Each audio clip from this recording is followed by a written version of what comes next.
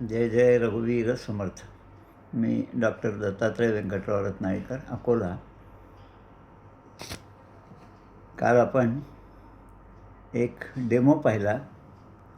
कृत्रिम बुद्धिमत्ता हा जो विषय आहे आता जगभरामध्ये पसरलेला आहे आणि अनेक प्रकारे त्यात संशोधन होत आहे आणि आपल्या बऱ्याचशा समस्या त्यामधनं त्यांचं उत्तर आपल्याला मिळत आहे.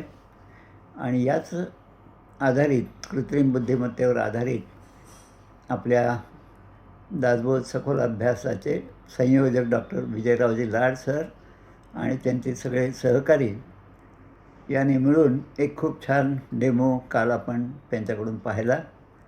सौ मंजिरीताई आणि श्री विवेकजी सबनीस कराडचे आहेत. ते मुळामध्ये सबनीस असल्यामुळे सज्जनगडचे मूळ रहिवासी ते आहेत.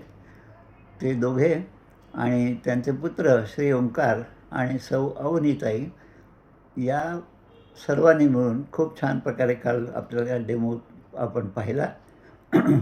समर्थ साहित्य शोध नावाचं एक संकेतस्थळ काही दिवसापूर्वी त्यांनीसुद्धा आपल्या उपयोगामध्ये प्रसारित केलं होतं. त्याचा उपयोग जवळपास तर मी दररोजच घेत असतो.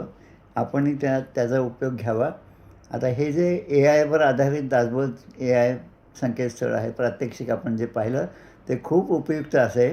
त्याचं एक कारण म्हणजे त्यामध्ये समर्थांचा दासबोध हा मूळ विषय आहे आणि त्यावर आधारित आपले कुठलेही प्रश्न असले मग ते आपण इंग्रजीमध्ये विचारावेत किंवा मराठीमध्ये विचारावे. त्याचं उत्तर जे त्या त्या भाषेमध्ये मिळतं.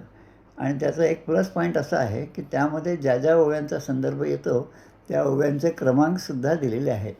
त्यामुळे अभ्यासकांना अत्यंत उपयुक्त असं हे डेमो आपण काल पाहिलं. लवकरच त्याचं उद्घाटनसुद्धा रीतसर ते सर्वांसाठी उपलब्ध होईल. माझ्या माहितीप्रमाणे या गुरुपौर्णिमेच्या दिवशी होईल. पत्रद्वारा दासबोध जो श्री दावा केळकरांनी सुरू केला होता आणि त्यानंतर वंदनीय अक्का वेलणकर यांनी दासबोध सखोल अभ्यास उपक्रम सुरू केला. त्या दोन्ही उपक्रमाच्या माध्यमातून आपण समर्थांशी जोडले गेलो आहोत.